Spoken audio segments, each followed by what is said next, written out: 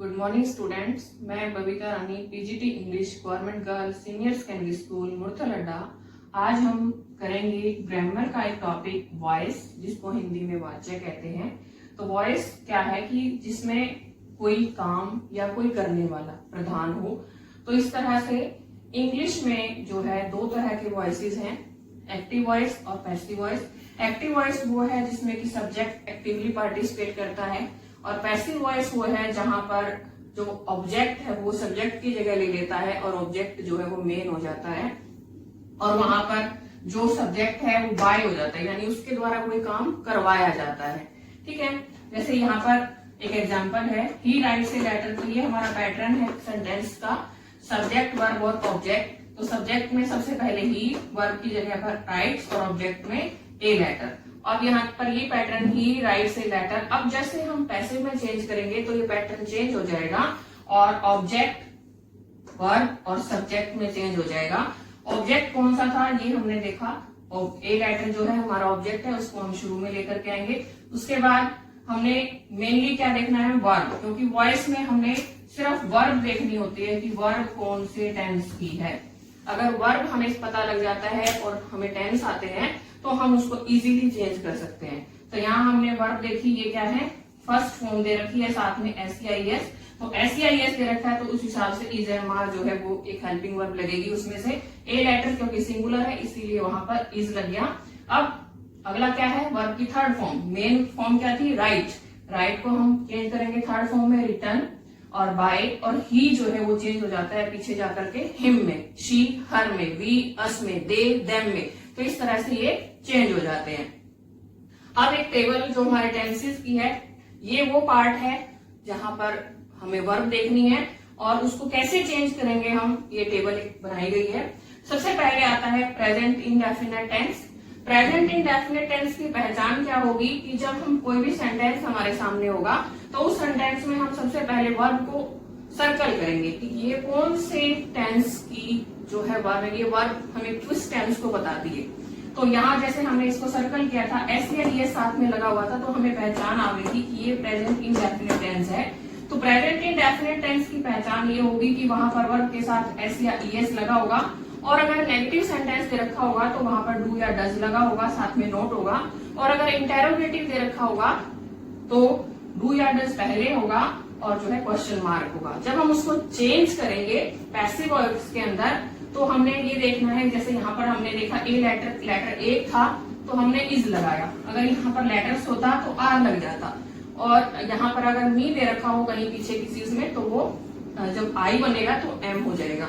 तो इस तरह से is am are helping verb लगेगी प्रेजेंट इंडेफिनिट के केस में, और वर्ब की थर्ड फॉर्म। ये चीज याद रखनी है कि जब भी हम पैसिव वॉइस चेंज करते हैं तो हमेशा, चाहे इसमें कोई भी वर्ब दे रखी है लेकिन पैसिव में जाकर के वो वर्ब की थर्ड फॉर्म ही बन जाती है। ये बात हमें हमेशा याद रखनी है। नेक्स्ट है present past present continuous tense. Present continuous tense के अंदर कंटिन्यूअस का मतलब हम हमेशा से समझते आए हैं कि आईएनजी कोई भी काम जो है वो प्रोसेस में है, तो वर्ब की फर्स्ट फॉर्म के साथ आईएनजी लगा होगा फर्स्ट फॉर्म के, और यहाँ पर इज एम आर होगा।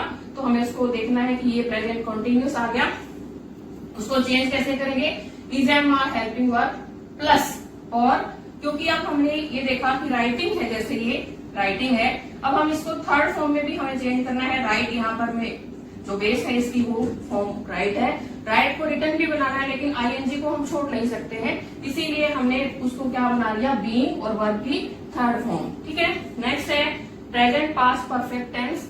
प्रेजेंट और पास्ट ये दोनों इकट्ठे कर रखे हैं यहाँ पर। प्रेजेंट की पहचान क्या होगी, हैज हैव के साथ वर्ब की थर्ड फॉर्म होगी, और पास्ट की पहचान क्या होगी, हैड के साथ वर्ब की थर्ड फॉर्म होगी।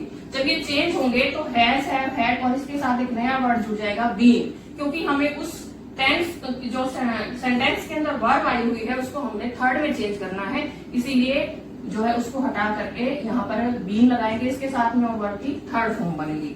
नेक्स्ट है पास्ट इंडेफिनिट। पास्ट इंडेफिनिट की सीधी सी पहचान है कि वर्ब जो है वो अपने सेकंड फॉर्म में होती है, या अगर जब नेगेटिव सेंटेंस आता है तो डिड नोट लगा होगा साथ में, और इंटेरोगेटिव आएगा तो डिड लगा होगा जो है, और लास्ट में क्वेश्चन मार्क होगा। उसको चेंज हमने कैसे करना है, जैसे प्रेजेंट इंडेफिनेट के अंदर इज एम आर में चेंज हुआ तो वहां पर वो चेंज होगा, क्योंकि ये पास्ट है तो वाज वर में, यानी इज एम आर का पास्ट क्या होता है, वाज वर, और वर्ब की third form.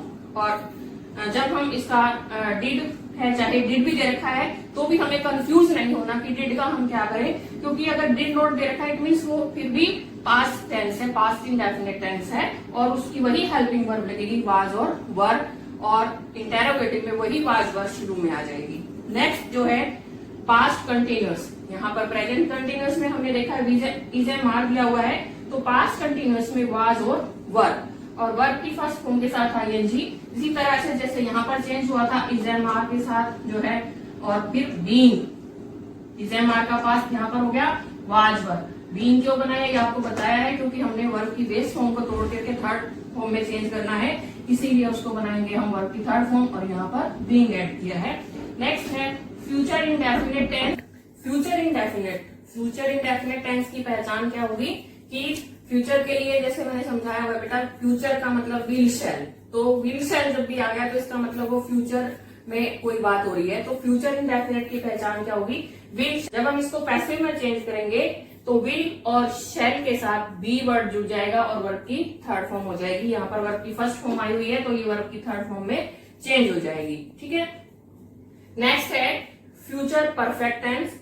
Future perfect, future के लिए विल और शैल, परफेक्ट के लिए हैव, और वर्ब की थर्ड फॉर्म यहाँ पर आकर के एक वर्ड जैसे यहाँ पर जुड़ा था बीइंग परफेक्ट के अंदर, इसी तरह से हमारा फ्यूचर परफेक्ट के अंदर भी जो है एक बीइंग वर्ड जुड़ा है और जो है वर्ब की थर्ड फॉर्म। तो इस तरह से हमारे इंग्लिश में 12 टेंसेस होते हैं, लेकिन वॉइस में केवल 8 ही चेंज हो पाते हैं, बाकी 4 नहीं करते, जिसमें कि फ्यूचर कॉन्टिन्यूअस टेंस है, और तीनों जो है वो परफेक्ट कॉन्टिन्यूअस टेंस है। प्रेजेंट, पास्ट और फ्यूचर तीनों के परफेक्ट कॉन्टिन्यूअस और फ्यूचर का कॉन्टिन्यूअस टेंस जो है वो कभी भी चेंज नहीं होता है, केवल ये 8 चेंज होते हैं, इंडेफिनेट, कॉन्टिन्यूअस, प्रेजेंट और past perfect, past indefinite, past continuous, future indefinite और फ्यूचर परफेक्ट टेंस। तो इस तरह से जो है हमने क्या समझा इसमें कि वॉइस में जब भी हम चेंज करेंगे,